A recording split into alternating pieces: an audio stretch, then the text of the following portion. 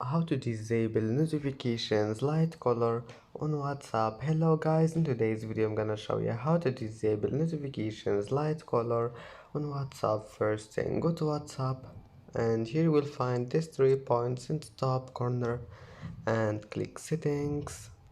Here you will find notifications, click on it and then just click this one here, lights.